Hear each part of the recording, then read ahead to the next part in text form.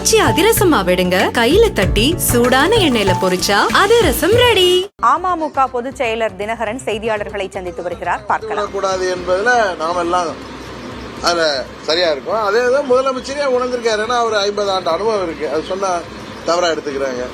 ஒரு அனுபவம் மிக்க தலைவரா, அது ஆட்சி அதிகாரத்தில் இருக்கிறவரு, ஒரு விடுகிற சவாலை எல்லாம் அவர் பெரிதுபடுத்தாமல் அவங்க கூட்டணி கட்சிகளை சேர்ந்த நண்பர் திருமாவளவன் போன்றவர்கள் கொடுக்கிற அழுத்தத்தை எல்லாம் தாண்டி அவர் யோசிக்கின்ற பொழுது நாளைக்கு வருங்காலத்தில் இது ஒரு தவறான முன்னுதாரணம் ஆகிவிடும், நாளைக்கு திமுகவையும் பாதிக்கும், எல்லா அரசியல் கட்சிகளுக்கும் பாதிப்பு ஏற்படும், இது ஒரு தவறான முன்னுதாரணத்தை உருவாக்கி விடக்கூடாது என்று முதலமைச்சர் நினைக்கிறாருன்னு சொல்றத என்ன தவறு இருக்கு இதுல? போய் இது போய் நான் அவருக்கு ஒரே தெரியா சப்போர்ட் பண்றது, நியாயமா பேசினா சப்போர்ட்டா? உங்க மாதிரி இந்த இளவு விழுந்த நேரத்தில் அந்த குடும்பத்தினர் எல்லாம் இந்த ஒரு வாரம் தான் ஆகுது, இந்நேரம் அவங்க எல்லாம் இந்த துயரத்தில் எவ்வளவு கஷ்டப்பட்டு இருப்பாங்க. அவங்க தொலைக்காட்சிகளோ பத்திரிகைகளோ படிச்சா அந்த நேரத்தில் கூட்டணி பற்றி பேச்சுகள் நடத்துகிறார்கள்னா எவ்வளவு வருத்தப்படுவார்கள். அந்த ஒரு நாகரிகம் கூட இல்லாமல் பழனிசாமி இந்த நேரத்தில் கூட்டணி உருவாக்குவதற்காக பேசிக் கொண்டிருக்கிறார் சொன்னா, நீங்கள் தாவேகாவோட கூட்டணி போங்க, சிலோன்ல உள்ள கட்சியோட கூட்டிட்டு போங்க, ஆந்திராவில் உள்ள கட்சியோட போங்க, பாஜகவோட போங்க, யாரோட வேணாலும் போங்க, அது எங்களுக்கு இல்லை. அது தேர்தலுக்கு நீங்கள் கூட்டணி அமைக்க வேண்டும் என்று நினைப்பது அது உங்களுடைய உரிமை. ஏன்னா உங்களால் தனியாக ஒன்றும் முடியாதுன்னு தெரியும் எடப்பாடி பழனிசாமியால. அதனால நீங்கள் யாரை வேண்டுமானாலும் கூட்டணிக்கு தேருங்கள். ஆனா இந்த நேரத்தில் தாவேகாவை நீங்கள் கூட்டணிக்கு வர வேண்டும் என்ற ஒரு நரித்தனமாக, குள்ள நரித்தனமாக நீங்கள் குற்றச்சாட்டை எல்லாம் ஆட்சியாளர்கள் போடுறீங்களே. நீங்க ஆட்சியில இருந்தப்ப நடந்துச்ச 13 உயிர்களை குருவியை போல சுட்டாங்களே, அதுக்கு பொறுப்பேற்றுக்கிட்டீங்களா? நீங்க அன்றைக்கு உங்களை தானே கைது செய்யணும். அப்படின்னா அந்த துறைக்கு அமைச்சராக இருந்த முதலமைச்சர் தானே. அதே மாதிரி தான் சொல்றேன், இதுல நியூட்ரலா இருங்கன்னு சொல்றது வேற ஒன்றும் ஆளுங்கட்சிக்கு ஆதரவெல்லாம் இல்லை.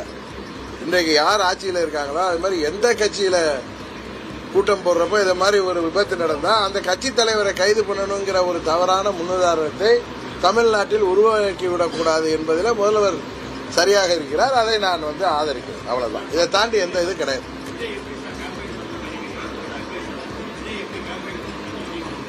அட்வைஸா? நான் ஒன்னும் யாருக்கும் அட்வைஸ் பண்ணணுங்கிற அளவுக்கு என்ன பெரிய ஆளெல்லாம் நினைக்கிறத. நான் கருத்து கந்தசாமி எல்லாம் கிடையாது. காட்டில் ஒளிஞ்சுக்கிட்டுலாம் வீடியோ விடுற ஆள்லாம் கிடையாது. நான் எதாவது நேரடியாக பேசக்கூடியவன். அதுதான் சொல்லியிருக்காரு முதலமைச்சர். எல்லா அரசியல் கட்சிகளும் சேர்ந்து ஒரு வருங்காலத்தில் இது மாதிரி விபத்துக்கள் நடக்காமல் ஒரு உயிருக்கு கூட ஆபத்து வராமல் இருப்பதற்கான திட்டங்களை வகுக்கணும். அதுக்கு எல்லா கட்சிகளும் ஆதரவாக இருக்குன்னு சொல்லியிருக்காரு. அது மாதிரி திட்டங்கள் வைத்த பிறகு அதை நம்ம எல்லாம் ஃபாலோ பண்ணிட்டோம்னா, காவல்துறைக்கு உரிய ஒத்துழைப்பு கொடுத்தோம்னா அது நடக்காமல் செய்யலாம். விபத்துங்கிறது எப்போ வேணாலும் நடக்கலாங்க. இப்போ நம்ம காரில் வர்றோம், இந்த தஞ்சாவூர் திருச்சி ரோட்டில் நான் 60 வருஷமா போயிட்டு இருக்கேன். திடீர்னு காரில் இன்னைக்கு ஆக்சிடென்ட்னா இது வரைக்கும் ஆக்சிடென்ட் ஆகலைன்னு நான் சொல்ல முடியாது. என்னோட 35 வயதுமா இருக்கேன் என்னோட டிரைவர். இன்றைக்கு ஒரு யாரோ குறுக்க விழுந்தாலும் அது எங்க மேலே தானே வரும். அதே மாதிரி பொறுப்பை தான் நான் ஏற்றுக்க சொல்றேன். அதை தான் தார்மீக பொறுப்புங்கிறது. எங்க காரில் ஒருத்தர் அவராகவே விழுந்தாலும் தார்மீக பொறுப்பை என் டிரைவர் ஓட்டியிருந்தாலும் நான் ஏற்றுக்கணும். அதுக்காக குற்றத்தை ஏற்றுக்கொள்வதாக இல்லை. அதுபோல வருங்காலத்தில் இது போன்ற சம்பவங்கள் நடக்காம எல்லா கட்சிகளும் இல்லை இது போன்ற அமைப்புகள், ஊர்வலம் நடத்துவங்க, போராட்டம் செய்பவர்கள் யாராக இருந்தாலும், இன்றைக்கு அரசை எதிர்த்து அரசு ஊழியர்கள் போராட்டம் பண்றாங்க, ஆசிரியர்கள் போராட்டம் பண்றாங்க, பல்வேறு தரப்பினர் போராட்டம் பண்றப்ப அப்ப ஒரு மாமா கூடுறப்ப எது சமஸ்தாபாதம் நடந்தா அந்த கூட்டத்தை ஏற்பாடு செய்தவர்களை கைது செய்ய முடியாது. அதனால இதுக்கு எப்படி நடைமுறைகளை ஏற்படுத்தி அது காவல்துறை அதற்கு எப்படி ஒத்துழைக்க கொடுக்கணும், ஆளுங்கட்சிக்கு ஒரு மாதிரியா எதிர்கட்சிக்கு ஒரு மாதிரியா கொடுத்து விடக்கூடாது. ஏன்னா உயிர் பலியானா அவர்களும் பொறுப்பாவார்கள். அப்படிங்கறதெல்லாம் ஒரு வரைமுறைப்படுத்தி அதன்படி வருங்காலம் நடத்தப்பட வேண்டும் என்றுதான் சொல்றேனே தவிர நான் ஒன்னும் முதலமைச்சரை தூக்கி வாசிக்கல, மற்றவர்களை தாக்கியும் பேசல. கூட்டணியை நீங்க எப்ப வேணாலும் அமைங்க. இளவு விழுந்த நேரத்தில் போய் கூட்டணிக்காக நீங்க ஒரு நரித்தனமா பேசுவது துரோக சிந்தனை உள்ள பழனிசாமி. அநாகரிக 26 சட்டமன்ற பொதுத் தேர்தலில் தமிழ்நாட்டு மக்களின் துணையோட அவருடைய துரோகத்தை நாங்கள் வீழ்த்தாமல் விடமாட்டோம். அவ்வளவுதான்.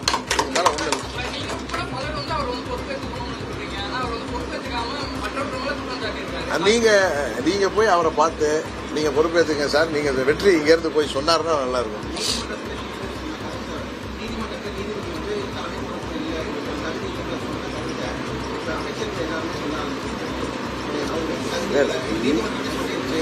நீதிமன்றம் சொன்ன கருத்து, நீதிமன்றம் தெரிவித்த தீர்ப்பு எல்லாம் போய் நம்ம போய் அதெல்லாம் டிசெக்ஷன் பண்ணி பார்க்கறது தவிர, என்னுடைய நான் பார்க்கின்ற பார்வையில் அவர்கள் தார்மீக பொறுப்பை ஏற்றுக்கொள்ளாத பட்சம் இருக்கிறதுனால குற்றத்தை ஒட்டுக்க சொல்லி யாரும் சொல்லல. தார்மீக பொறுப்பு அந்த நிகழ்ச்சி நடத்தின ஏற்றுக்காதனால நீதிமன்றங்கள் கடுமையான கண்டனத்தை தெரிவித்திருக்கலாம்னு நான் நினைக்கிறேன் தான் சொல்றேன்.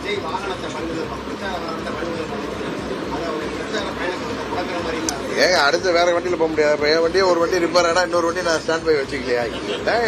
சீப்பு ஒழிச்சு வைக்கிறேன்.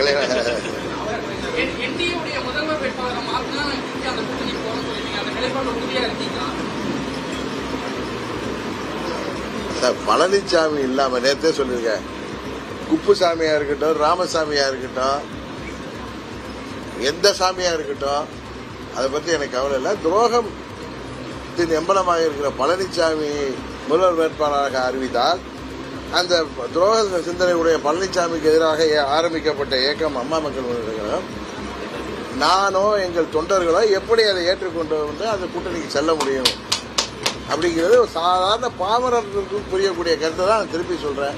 திரும்ப திரும்ப நீங்க இதுல கேள்வி கேட்பது எனக்கு எதுக்காகன்னு தெரியல.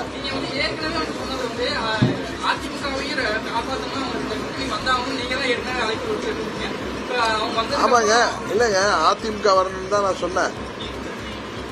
நானே சொன்னேன் எல்லாம் அம்மாவுடைய தொண்டரும் ஒண்ணு, நான் சொன்னதெல்லாம் ஒண்ணு. ஆனா பழனிசாமி முதல்வராக வேட்பாளராக வரணும்னு நான் எங்கேயும் சொல்லலை. கரெக்டா? அவர் தான் முதலமைச்சரா வருவாருன்னு நீங்க சொன்னீங்கன்னா நாங்க அதை ஏற்றுக்கொள்ளலன்னு சொல்றேன்.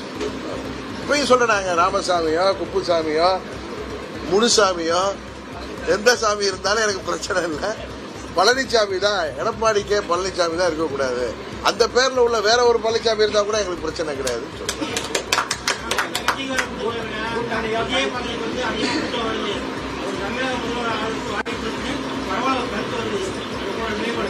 26 தேர்தலில் இதையெல்லாம் தீர்மானிக்கக்கூடியவர்கள் நீங்களும் நானும் கிடையாது. இதெல்லாம் தமிழ்நாட்டு மக்கள் தான். 26 தேர்தலில் மே மாதத்தில் தெரிஞ்சு போயிடும் யாரை முதல்வராக மக்கள் தேர்ந்தெடுக்கிறாங்க. இதுக்கு நம்ம போய் மூளையை போட்டு குழப்பிக்கிட்டு இதுக்கு நம்ம 2 பேரும் விவாதம் நடத்த வேண்டிய தேவையில்லை.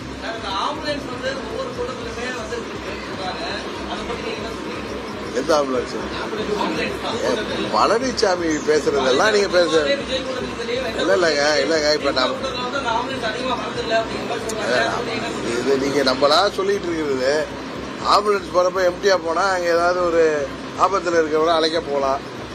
இல்ல ஆம்புலன்ஸ் அதுல யாரையும் அழைச்சிட்டு போனாதான் அது உண்மை. இல்லாட்டி நம்ம கூட்டத்தை இது என்ன கூட்டம் நடக்கிறப்ப வந்தாதான் 2 நிமிஷம் நான் கூட்டத்தை நிறுத்திட்டு அனுப்புறதுல என்ன நமக்கு பிரச்சனை இருக்கு? இதை போய் ஒரு பெருசா அரசியலாக்கிறத நான் விரும்பவில்லை. எங்க கூட்டத்திலையும் 90% கூட்டங்கள் எல்லாம் நடக்கிறப்ப ஆம்புலன்ஸ் வரும். நாங்கள் பேச்சை நிறுத்திட்டு ஆம்புலன்ஸ் வழிவிட சொல்லுவோம். நம்ம சாலையில போயிட்டு இருக்க ஆம்புலன்ஸ் வந்தாலும் வழிவிடுவோம். இதுக்கு நம்ம காரணம் கற்பிச்சா எல்லாத்தையும் கற்பிக்கலாம். இல்ல எல்லா இடத்துலயும் சார் நீங்க ரொம்ப புத்திசாலியா கேக்குறீங்க. சில இடங்கள்ல வேற வழியில போக முடியாம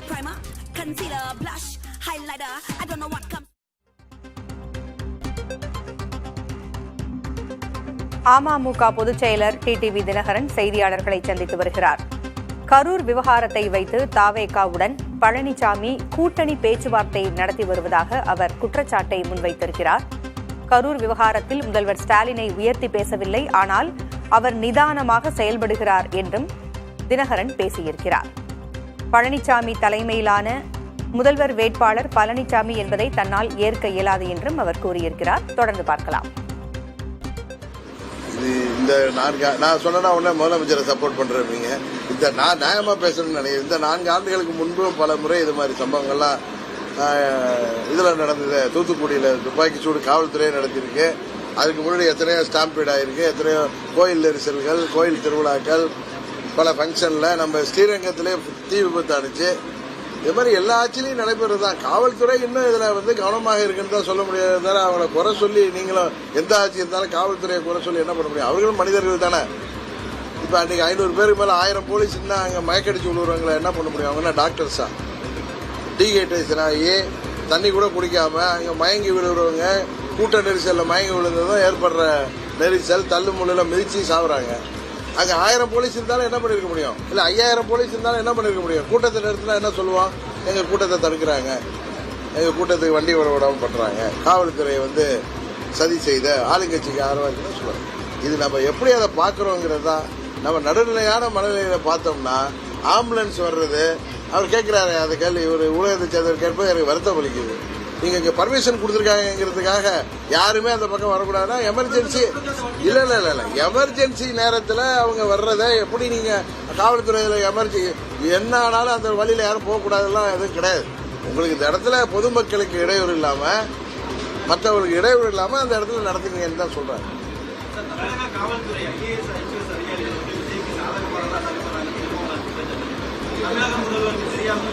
இல்லைங்க, சகோதரர் திருமாவளவன் வந்து திரு விஜய் அவர்கள் கொடுத்த அந்த பேட்டியை பார்த்தோம்னா அவர் உணர்ச்சி வசப்பட்டு இல்லை அவர் அதை வந்து முதல்வருக்கு கோரிக்கை வைக்கிறார். முதல்வர் அதில் நிதானமாக இருக்கிறது தான் சரி. ஏன்னா அப்போ சொன்னல, நாளைக்கு ஒருவர் இப்படி நமக்கு சவால் விடும் மாதிரி பேசுறதுனால, கைது பண்றதுனால ஒரு தவறான முன்னுதாரணம் ஆயிடக்கூடாது. நாளைக்கு திரு திருமாவளவன் அவர்கள் நடத்துகிற கூட்டத்திலும் இது போல விபத்துக்கள்ங்கிறது யார் எப்போ நடக்குதுன்னா அப்போ அவருக்கு அது பிரச்சனை வரக்கூடாது அப்படிங்கிற ஒரு நல்ல இடத்துல தான் நான் சொல்றேனே தவிர, யாருக்கு முதல்வருக்கு ஆதரவாகவும் சொல்லலை, திருமாவளவனுக்கு எதிராகவும் சொல்லலை, விஜய்க்கு எதிராகவும் சொல்லலாம். நான் நடுநிலையா ஒரு கட்சி தலைவரா நாளைக்கு யாருக்கு வேணுமானாலும் இது ஒரு நிலை வரும், அதுக்கு நாம் தார்மீக பொறுப்பு ஏற்க வேண்டும். அதுக்காக தவறு நடந்ததை நான் தான் தவறு பண்ணேன்னு ஒத்துக்கிற மாதிரி கிடையாது அப்படிங்கிற ஆங்கிள் தான் நான் சொல்றேன். இதுக்கு ஒன்றும் ஆட்சிக்கு ஜால்ரா அடிக்கல. ஆட்சிக்கு இந்த ஒரு விஷயத்துல இந்த அரசாங்கம் முதலமைச்சர் சரியாக நடக்கிறாருன்னு சொன்னா, நானும் பழனிசாமி மாதிரிலாம் தரம் தாழ்ந்து இதுல போய் விமர்சிக்கிற, அநாகரிகமா விமர்சிக்கிற மனிதன் அல்ல. அவ்வளவுதான்.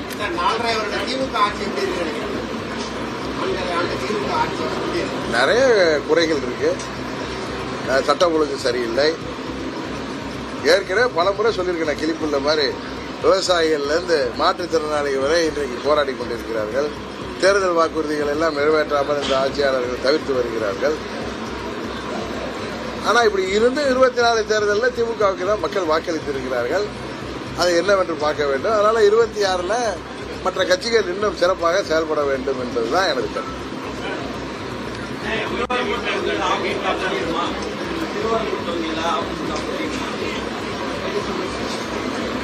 நாங்கள் இடம்பெறுகிற கூட்டணியில நாங்கள் விரும்புகின்ற இடங்களை பெறுவோம். இப்ப திருவனந்தபுரம்ல கூட்டம் நடத்துறோம், நிர்வாகிகளை சந்திக்கிறோம். இங்க போட்டியிடுவதற்கு வாய்ப்பு இருக்கு. இல்ல கிடையாது. நான் சொல்றேன், நான் இன்னொரு கூட்டம்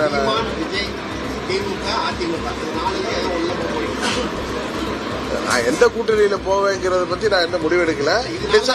இல்ல டிசம்பர் இது இல்லாம நாங்க வந்து அன்றைக்கு தனியாக நிக்கலாம்னு கூட நினைக்கலாம். இப்ப இன்னும் 3-4 மாசம் இருக்குங்க. அந்த நேரத்தில் நாங்க தனியாக கூட நிக்கலாம்னு முடிவு எடுக்கலாமா? இன்னும் சில கட்சிகளை சேர்த்து கொண்டு முடிவு எடுக்கலாம். இன்றைய நிலைமையில நாங்க தனியா நிக்கணுங்கிற முடிவுக்கு வராதனால 4 முனை போட்டிக்கிறேன். டிசம்பர் மாதத்துல தான் நான் சொல்றேன். அப்ப வந்து இன்னைய நிலைமையில நாங்க தனியா நிற்பதற்கான எண்ணத்துல இல்லை. பட் டிசம்பர் மாதத்துல காலம் எப்படி வருதோ அப்ப அந்த நேரத்துல புதிய கூட்டணிகள் கூட அமையலாமே. நீங்கள் எதிர்பாராத கூட்டணியெல்லாம் அமைக்க வாய்ப்பு இருக்குன்னு நான் சொல்றேன். அதை நான் சுசகமா சொல்றேன். அவ்வளவுதான். துரோகத்தை வீழ்த்துவதுதான் வருங்காலத்தில்.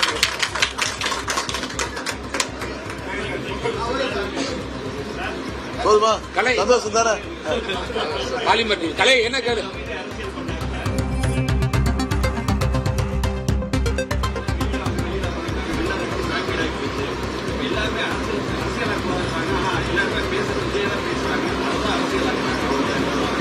நீங்க தான் நான் வந்து உட்கார்ந்தேன். நீங்க தான் வந்து அதுல ரைட்டா இது தப்பான்னு கேட்கிறப்ப நான் வந்து நடுநிலையா பேசுறேன். ஒரு பத்திரிகைகளை கூட எழுதிருக்காங்க, அவர் நடுநிலையா தான் பேசியிருக்காருன்னு. அது மாதிரி நான் நடுநிலையா தான் பேசுறேன். நான் ஒண்ணு விஜய்க்கு எதிராகவும் பேசல, விஜய்க்கு ஆதரவாகவும் பேசல. ஆட்சியாளர்கள் இதுல சரியா நடந்துக்கிறாங்கன்னு சொன்னா அவங்களுக்கு ஆதரவு. இந்த விஷயத்தை பொறுத்த வரைக்கும் அவங்க சரியா நடந்திருக்காங்க.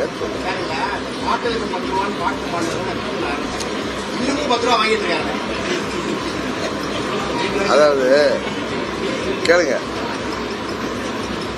அன்னைக்கு செந்தில் பாலாஜி அதுக்கு பதில் சொல்லியிருக்காரு. போன ஆட்சியிலேயே இந்த மாதிரி நிறைய குற்றச்சாட்டு இருக்குது, உங்களுக்கு விளக்கம் எல்லாம் கொடுத்துருக்காரு. நான் போய் டாஸ்மாக்ல பாட்டில் வாங்கிட்டேன்னு தெரியாது. எங்க கட்சி நிர்வாகிகள் யாருமே அது மாதிரி குற்றச்சாட்டையே என்கிட்ட இன்னைய வரைக்கும் சொன்னதில்லை. அதனால நான் என்னன்னு பார்த்து அதுக்கு பதில் கொடுக்குறேன்.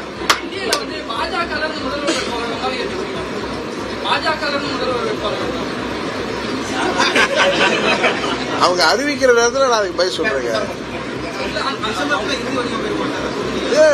நான் உங்களுக்கு கேட்கறதுனா பதில் சொன்னதுன்னா எதை வேணாலும் கேட்க ஆரம்பிச்சாரு.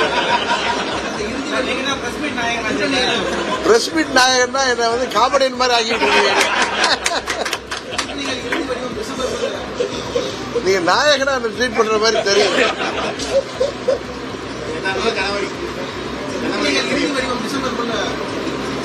டிசம்பர்னா டிசம்பர் 31 சொல்லு கேட்காதீங்க. டிசம்பர்ல இறுதி வர வரையும் ஜனவரியில கூட தெரியல.